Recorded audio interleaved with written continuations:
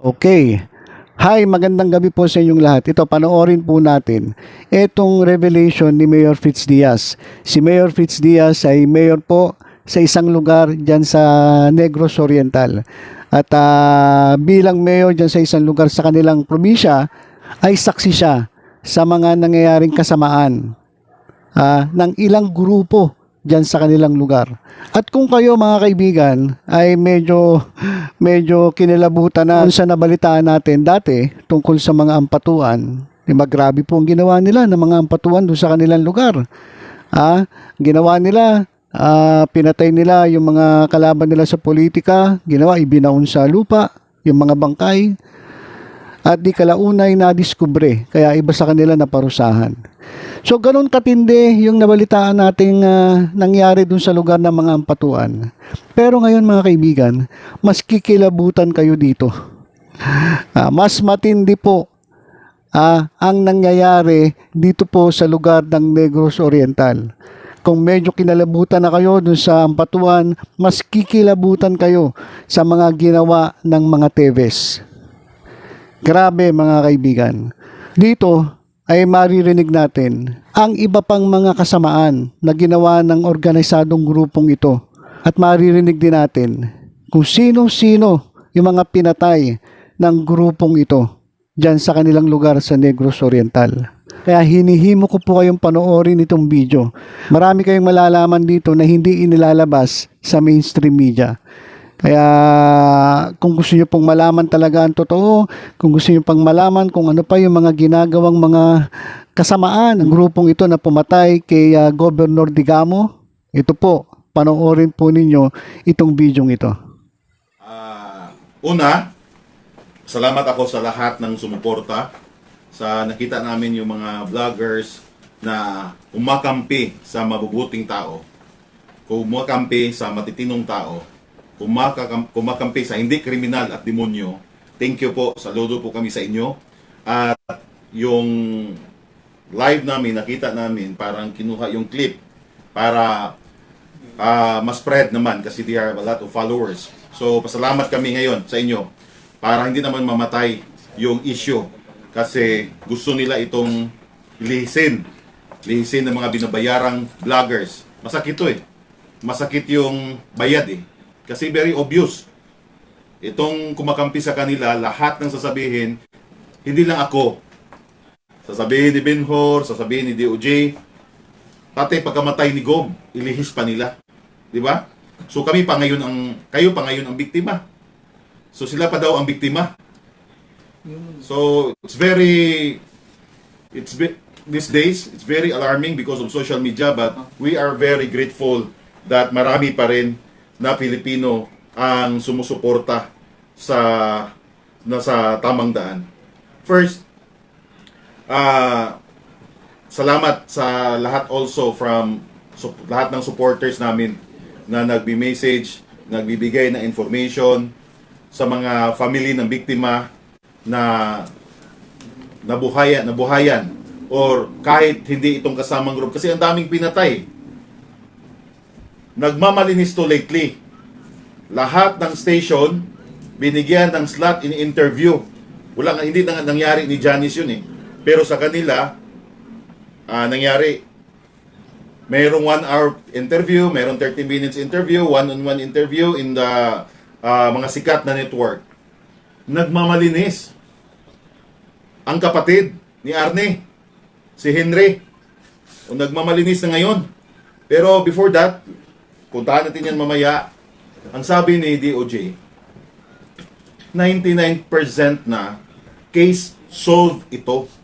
Dito naman wala naman tayong iniimbentong kwento. This is to inform everybody because the people of Negros Oriental, before ito nangyari, takot.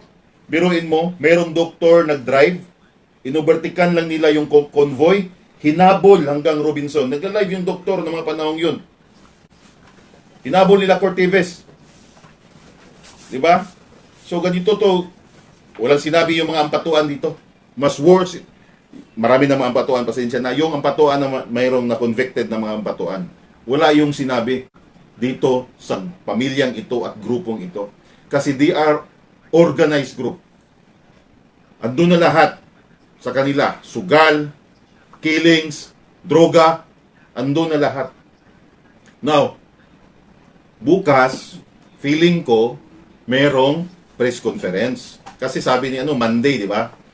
So bukas, baka malapit nang ma-prepare ang Pearly Shell ng mga pamilyang ito. Perlas ba? Dito. So, tignan natin ang angas nito. Ang angas ng pamilyang ito. So, 99 case solved. Bakit? Kasi last time, nahuli si Marvin Miranda. Na tao ni Arnie, tao din ni Henry. Ha? Tao na magkapatid. Tapos sabihin nila, hindi namin kilala yan si Marvin Miranda. Itong si Marvin Miranda ang nag-hire sa mga killers. Nahuli ito noong 2020. Tapos, dahil sa kanila yung pulis, may dalang mga armas, paspasok ng Negros Oriental, dahil sa kanila yung mga pulis, hindi lahat ha, yung mga bayarang pulis, na may rangko. Walang kaso. Walang nangyari. Di ba? Pero kung mahirap, walang pera, kaso agad. O Mayor, baka hindi yan totoo. Baka invento mo lang. Natao nila sa Marvin Miranda. Alam nyo, Arnie Teves sa vlog. Meron, yun, page. Meron siyang page. So ipakita ko sa inyo ngayon, ipi-play ko, bear with us kasi hindi tayo high-tech. So pwede nyo mapakita yun. Ipakita ko, ito yung Marvin Miranda. So ito yung Marvin Miranda. Tingnan nyo, basta na makita lang. Huwag kayo matakot, wala na yan, kulong na yan. Takot pa itong mga staff ko eh. Oh. Sige. Okay lang ako. Ibalik mo. Ano mga ito? Hello, siya ka to, Green News? Okay, yeah. Good evening po, sir. Hello. Excuse me. Bakit? Baka po kasi may baril sa bag ni sir. Wala, nauna sa mga sila kung ano. Oh. Yung lalaki dyan, yun yung Marvin Miranda. Baldi diri, baril na naman. Naka-black. Kasi sa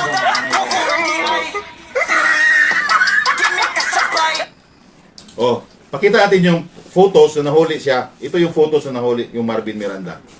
So, photos na nahuli yung Marvin Miranda. Yan. Oh, pwede natin ibalik. Ibalik. Oh, kita nyo? Balik natin yung video.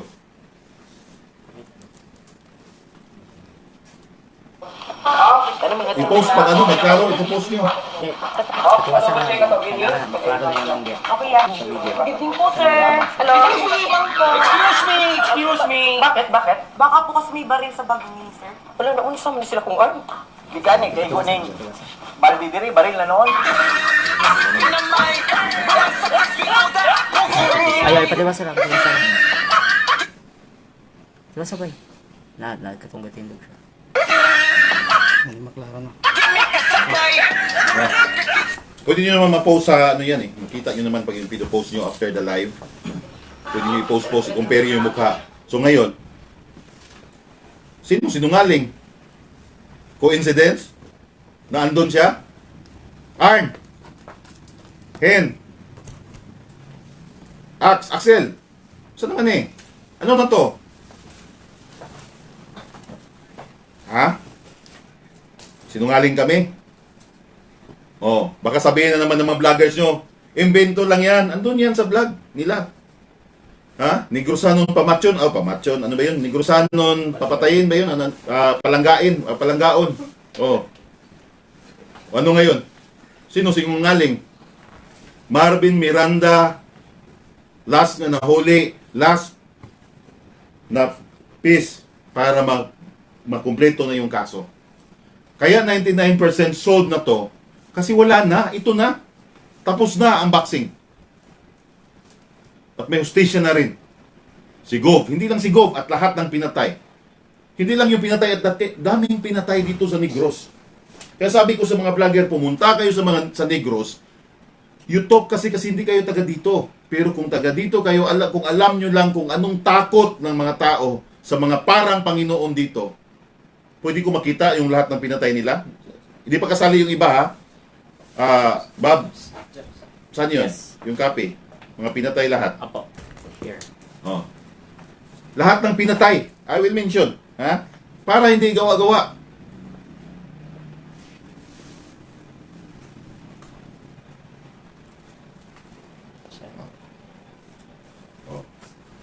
Ito, isa na si Gov, di ba? Board member Miguel Dongog. Tumatakbo sa ng board member, takot silang tatakbong congressman, kaya napatay. Ito yung nauna na kaso. Vice Mayor Bongbong de Vinigracia of Pamplona. Bakit pinatay? Ha? Bakit pinatay? Kasi mahal ng tao. Umiikot, tumutulong sa mga programa ni Gov. Pinatay yung Vice Mayor ng Pamplona. Bayawan Councilor Inday Tizon. Number 1 Councilor, former Chief of Police. Bakit pinatay? Tatakbong mayor, makalaban ni Henry Teves. Di ba? Santa Catalina, Municipal Councilor Tonton Melodia. Threat naman sa kanila kasi sobrang bait ng tao. Alam niyo mga ginawa ng mga taong to? Bridge sila ni Gov para makakuha ng scholar, maka-ano sa hospital, kasi sila yung tao ni Gov sa bayan. Kasi busy si Gov, kaya lahat naman nakapalibot ni Gov. Patay. Ito. San Pedro, Barangay Captain Ragay, pinsan ni Gov, kamag-anak ni Gov, patay. Former Miss Dumaguete Neri, pinatay. Alam ng taga Dumaguete, sinong pumatay? Matagal na to. Matagal na to. Attorney Eduardo Ramon Eliteria, marami to ha. Attorney Martinez, Attorney Archer Martinez, ito yung sa lupa. Mga case na mga TVs pa rin yung abogado sa mga kalaban ng mga TVs. Ha? Attorney Elizer Kasipong, patay gihapon. Biok Janko. Alam niyo ba ang trabaho ni Biok? Pag Sunday, ano to ng pare? Simbahan. Sa simbahan. Tumutulong sa simbahan. Pag Monday to Friday, job order ni Gov, tumutulong sa lahat ng mga barangay, anong kailangan project, bibigyan ng project. Masakit to sa politika siguro sa kanila, pinatay, walang kalaban-laban. Napakaliit na tao, napaka mabuting tao. Nagsiserve sa simbahan and he served for the community para sa gobyerno, ang pera ng gobyerno papasok sa mga taong nangangailangan. Toto Escobar, number 12. 13, Edmond Sistuso. Nung nag-away si Sandra at saka si Arne sa station, nagsasalita to regarding illegal swertres or illegal gambling. Wetting yan sa Tagalog. Patay pa rin si Edmond Sistuso. Security guard Juarez, patay. Security guard Carbajosa, patay. Arnaldo Huyuhoy, patay. Joey Estinoso, Mr. Good Morning ng Bayawan City. Parang nagbablog din to, mga nag-share lang ng mga post ni Gobernador Digamo at saka mga medical mission ni Gov. Patay. Ha? Nakita niyo yung connection? Lahat ng malalapit kay Gov, ha? At saka kalaban nila. Sino to? Boy Abrasaldo. Number 19, Heidi Rio. Geraldo Lopez, Dada Hibinya.